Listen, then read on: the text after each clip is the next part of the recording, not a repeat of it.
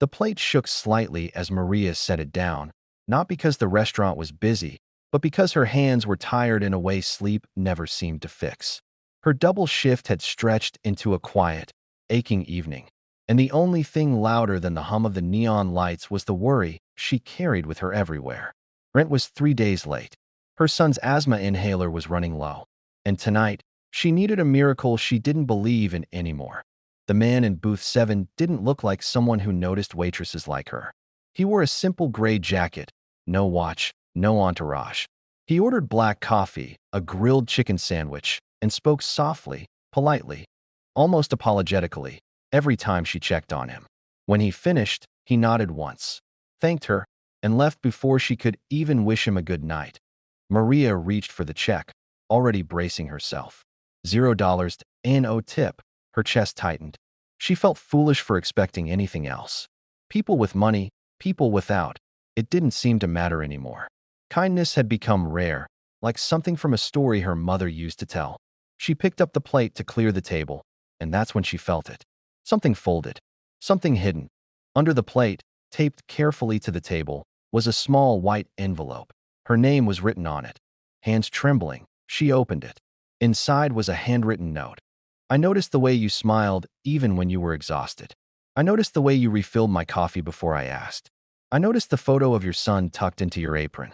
Tonight, I didn't leave a tip because I wanted you to read this first. Her breath caught. Go to the front desk.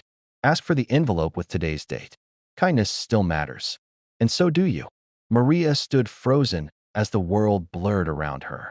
The manager raised an eyebrow as she approached the desk, but handed her the envelope without a word. Inside was a cashier's check. Enough to cover 3 months of rent. Enough for medical bills. Enough to breathe again. But that wasn't what broke her. Attached was another note. I grew up watching my single mother cry in diner bathrooms just like this one. A waitress once paid for our meal when she didn't have to. That moment saved us more than she ever knew. I promised myself that if I ever had the chance, I'd return that kindness, quietly. Tears fell freely now. Not because of the money, but because someone had seen her. Not as a waitress. Not as a struggling single mom. But as a human being. The next morning, the restaurant buzzed with news. The man from booth 7 wasn't just any customer.